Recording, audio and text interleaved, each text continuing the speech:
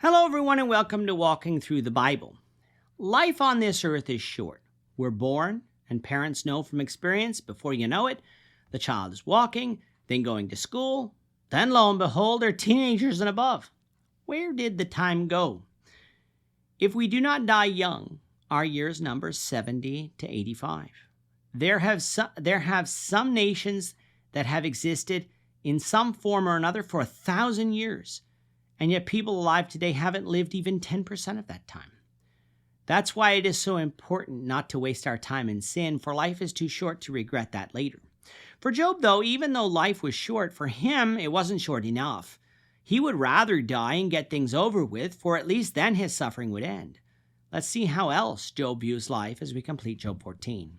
So if you have a Bible with you, you can turn to Job chapter 14. We're going to be reading from verses 13 to 22. If you don't have a Bible, don't worry. Just follow along with us on the screen. The version that we'll be reading from is the New King James Version. So Job chapter 14, beginning at verse 13.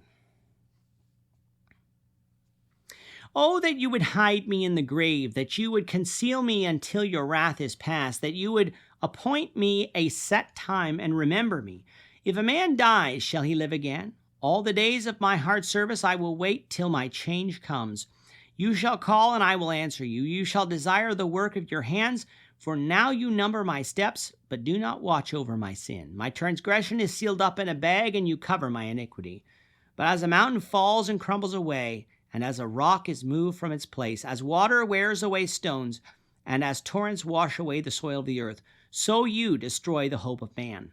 You prevail forever against him, and he passes on. You change his countenance and send him away. His sons come to honor, and he does not know it. They are brought low, and he does not perceive it. But his flesh will be in pain over it, and his soul will mourn over it.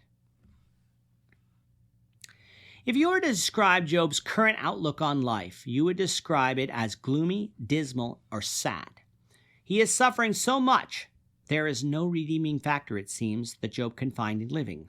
We're born, we live, we die, and everything in between seems to be trouble. And what happens when man dies? He doesn't return to this earth, like maybe a tree would sprout again when it is cut down. No, Job doesn't quite know where man goes. He just knows he doesn't return, contrary to those who believe in reincarnation today. The Bible teaches against such, as is evidenced by Job's beliefs here. For Job, though, even though he wouldn't return to this earth, verse 13 makes it quite clear that Job didn't believe he would cease to exist at death, for he believes that he can be hidden in the grave, and that God could call him forth, and he would come at God's command. If life was absolutely all there is, if we evaporate into the ether, never to exist anymore, how would this be possible? All of this shows us that Job is dealing with his distress in the here and now. He is suffering and just wishes to die. Now, yes, he shouldn't be wishing such, but in such a state of mind as he is in, we can understand what he is saying, for he feels God's wrath is against him, even though he is wrong. Job hasn't let go of his hope. He isn't cursing God and dying like his wife suggested back in chapter 2, but he is wishing that instead of punishing him here on this earth, please God, hide him in the grave until his wrath is past, and then bring him forth in whatever form God was willing to do so. Certainly, if God is so concerned with man that he focuses so much on him, God would want to see the work of his hands again. That is ideally what Job would think God would want. However, in reality, Job believes that God looks out at the doings of man, counts every sin, sealing them up in a bag so that he can judge to man according to man's iniquity.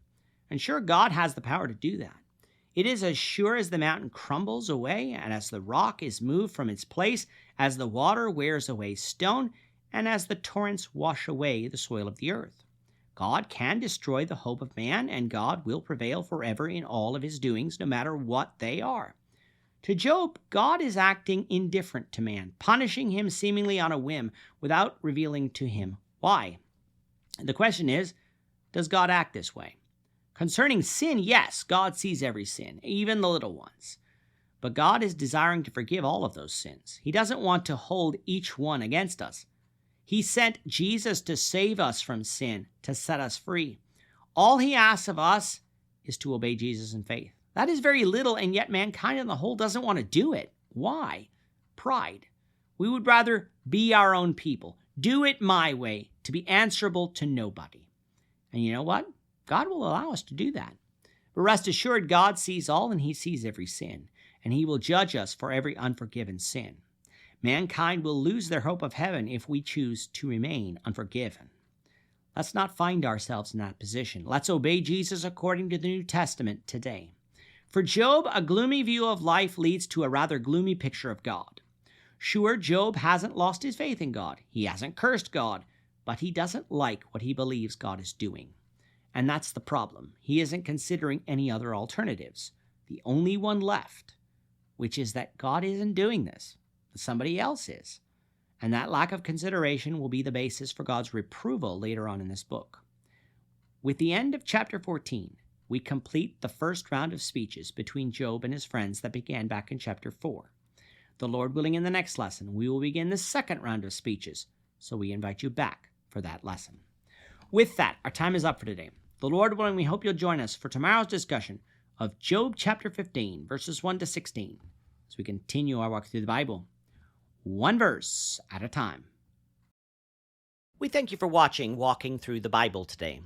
If you have any questions or comments, you can leave them below. But if you like this video, we ask that you consider subscribing to our channel so you won't miss out on other videos in our series, as well as share this video among your friends so that the saving message of Jesus Christ can go out to the whole world.